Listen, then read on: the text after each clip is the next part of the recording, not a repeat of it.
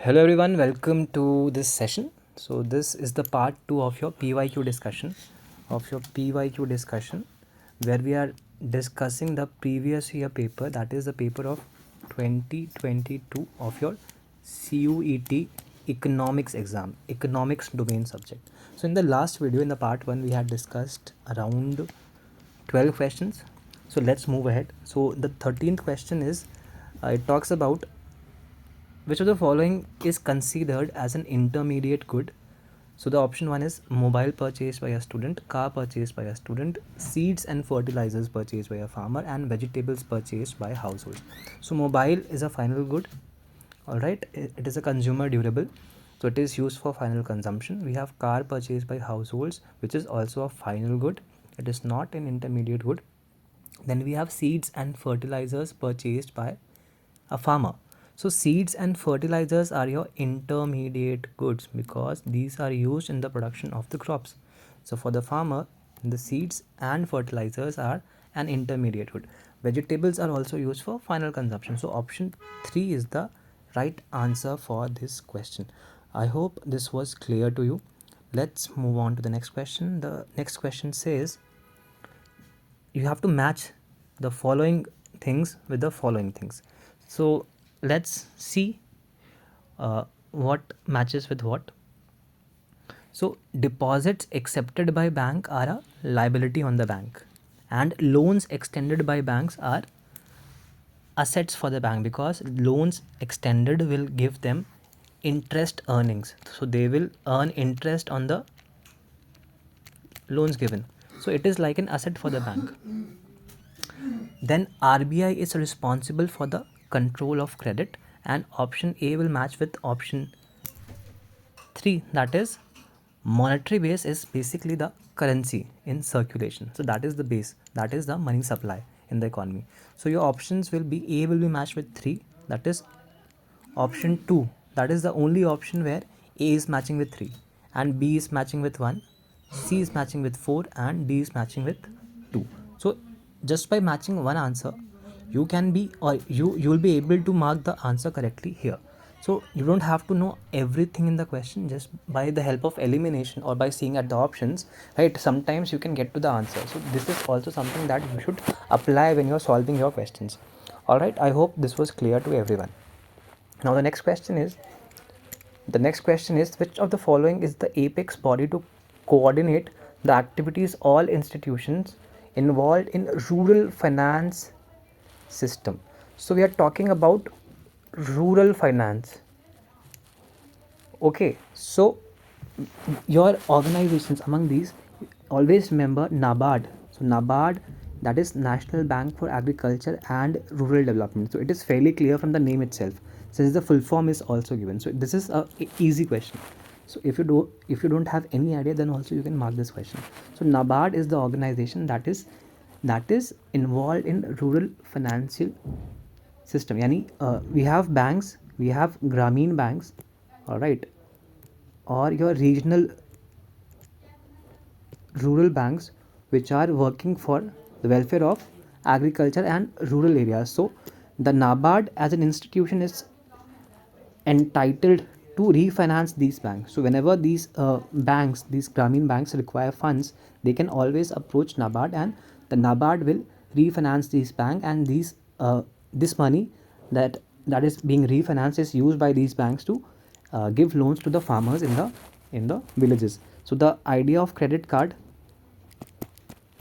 is linked to these organizations only, your NABARD and the regional rural banks. So I hope this is clear. So option 1 is the right answer here. Let's move ahead.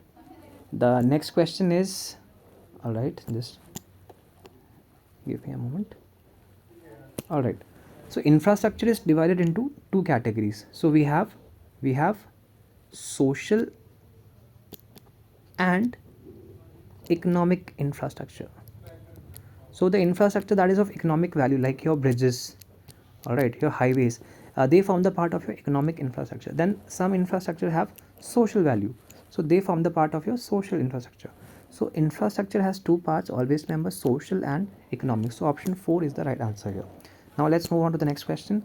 The next question says, what would be the value of investment multiplier if MPC is equal to MPS? So if MPC is equal to MPS, this implies both are equal to half. Both are equal to half. Why? Because MPS is equal to 1 minus MPC. So that is the only case when both of them are half, then only this condition will satisfy. So in that case, your investment multiplier, which is 1 upon 1 minus, sorry, which is 1 upon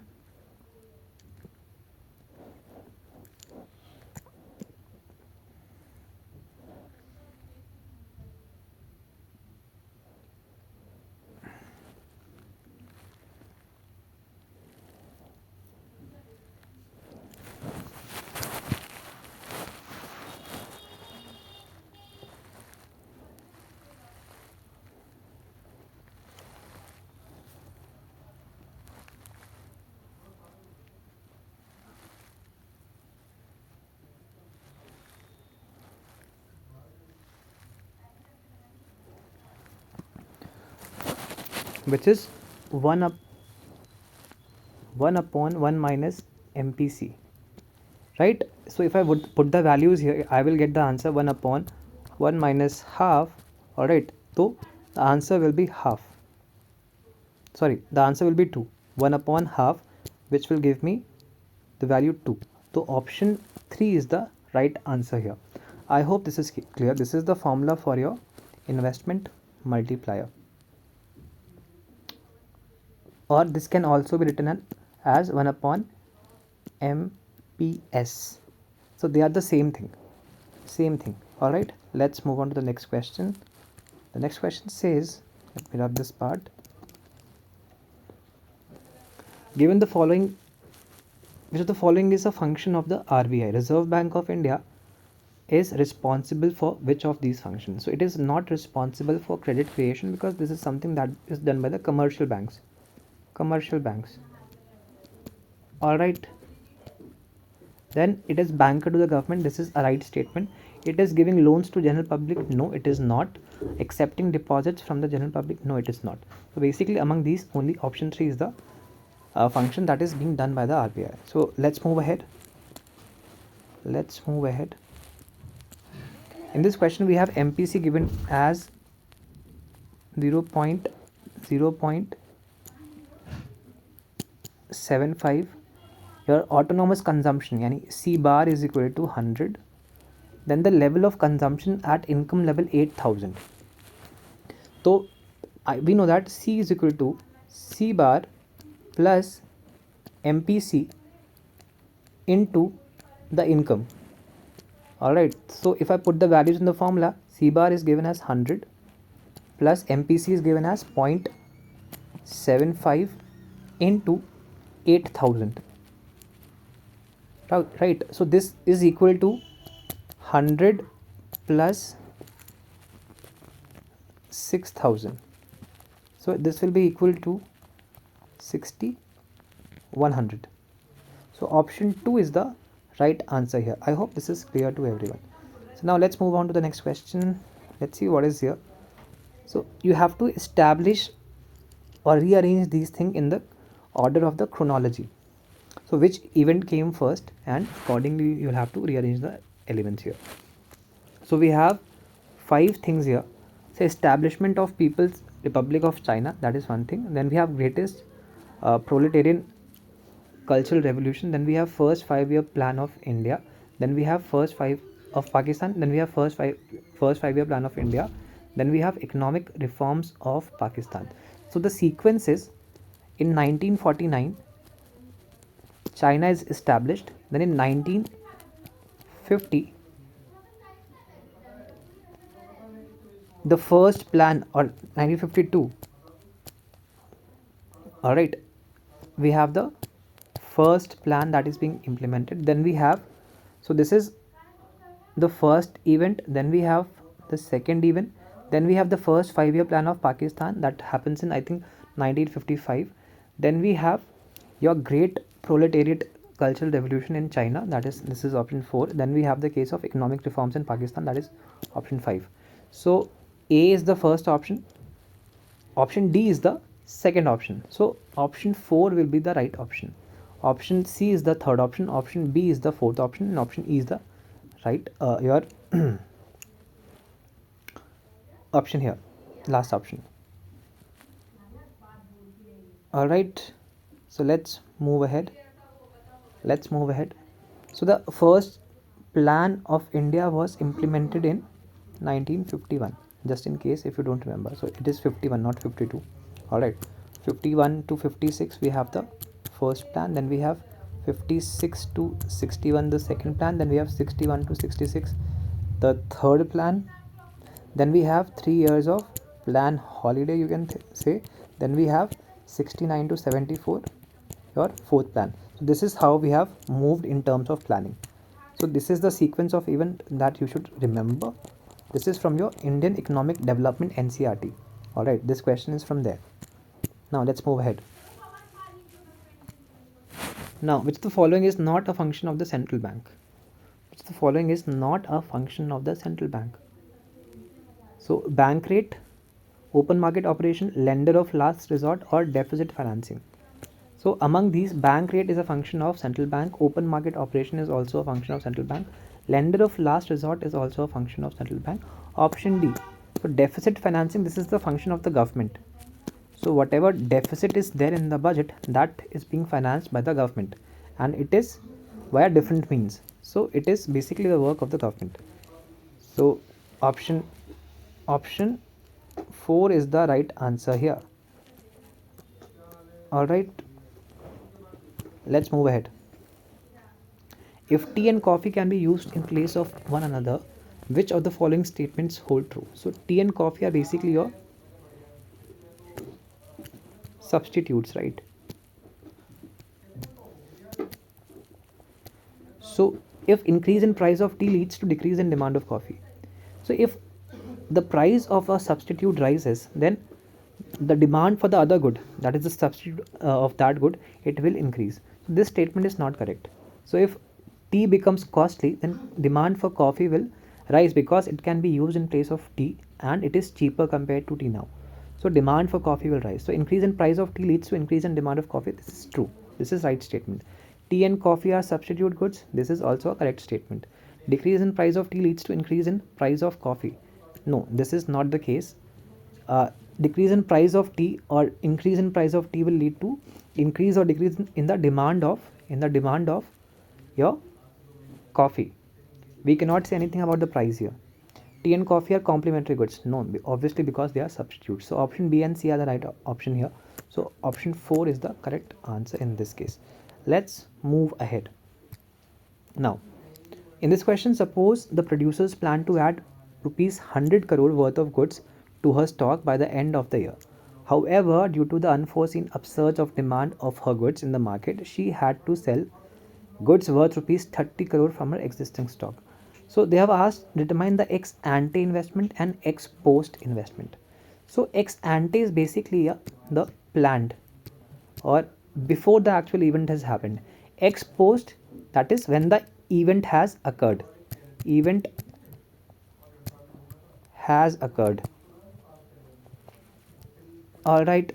So initially the plan was of 100 crore, but what actually got executed was 70 crore because 30 crore of the existing stock had to be sold. So remaining was only 70 crore. So option 2 is the right answer in this case. I hope this is clear. Now, what is the value of education cess levied on union taxes by the government of India? So the answer to this question can be either 2%. This is the primary cess, and then we have 1% secondary education cess. So 2% is the primary education cess and 1% is the secondary and higher education cess. So among these answers, option 4 is the right answer. Option 4 is the right answer because we are talking about the education cess. Alright, cess is basically a tax that is levied for a specific purpose. So when the tax is collected, the amount is used for a specific purpose. So in this case it is for education, so all the amount will go for educational purposes only, like financing your midday meal scheme, all right, financing your government schools, for all these purposes. I hope this is clear. So now we have another question. The question says, some of the factors responsible for land degradation in India are. So we are talking about land degradation. So let's see. Organic farmer cannot degrade the land because it is used to improve the quality of land. So option A is not correct. Then we have forest fire and overgrazing. So yes, overgrazing leads to land degradation because it leads to soil erosion. Soil erosion. Alright, then we have planned irrigation system. Obviously this will not degrade the land if the irrigation is planned. Then we have excessive use of fertilizers. Yes, excessive use of fertilizers reduces the quality of land, as it is happening in the case of Punjab. Alright, then we have shifting cultivation. Shifting cultivation is also a good thing because it is basically done to improve the quality of land. So when you use the land for multiple times over the years, after a point you leave the land on its own so that it can recover its strength. So this is also good. So this is also not an option here. So option B and option D are the correct option. So option 2 will be your answer here. Now let's move ahead to the next question. So which of the following is not a reason for excess demand? Not a reason for excess demand. So reduction in taxes,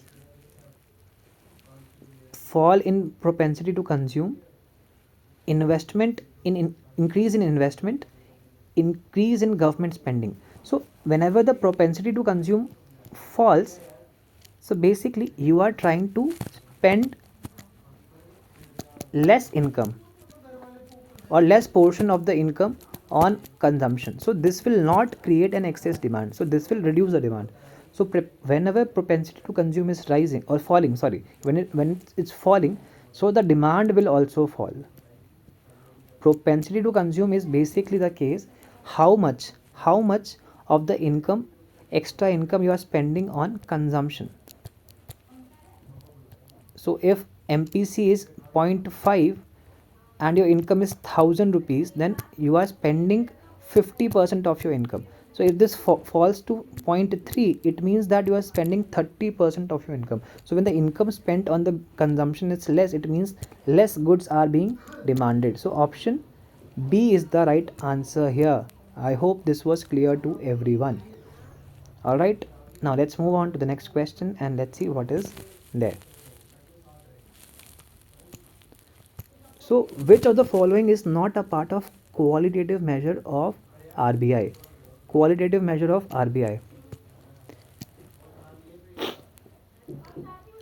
Then options are margin requirement, moral suasion, repo rate and selective credit control.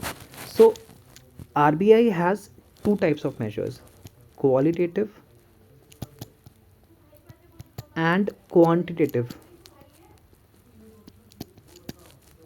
Alright, so in quantitative measures we have your repo, reverse repo, reverse repo, bank rate, SLR, CRR.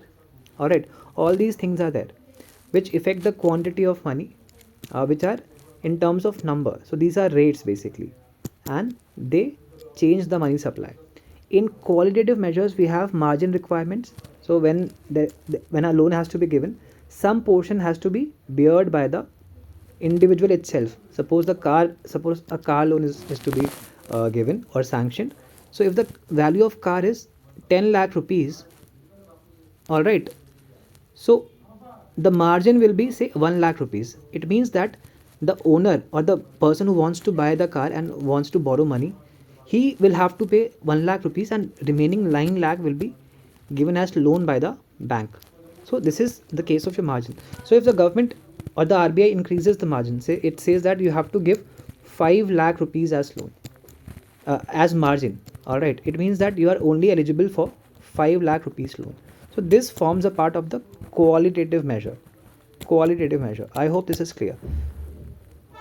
So margin requirement, moral suasion and credit control are basically the part of your qualitative measures. Only reverse here is the part of your quantitative measure. So option 3 will be the right answer, because it has asked which of the following is not a part of the qualitative measure. Not is important, so read the question carefully.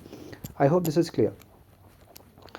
Now let's move ahead and see what the next question is.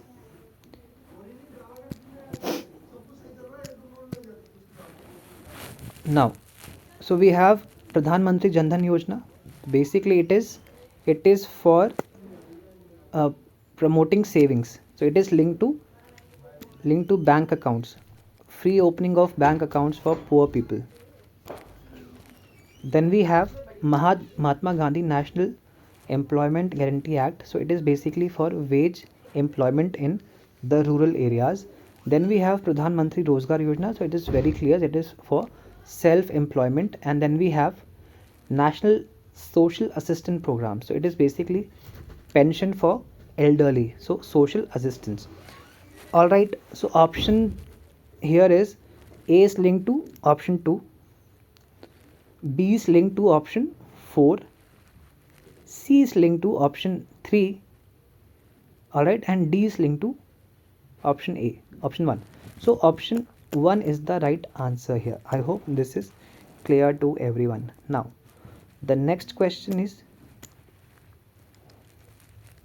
in China, commune system is related to dash sector. So commune system is basically linked to your agricultural sector, in which the entire land is divided into communes, and it is given to the people. All right, in China, the land is owned by the government, and government divides the land into communes, and these communes are distributed to the people. So it is linked to agriculture. So now let's move on to the next question. Identify the statement that stands true during deficient demand. So in here, this is deficient demand. So actual output falls short of potential output.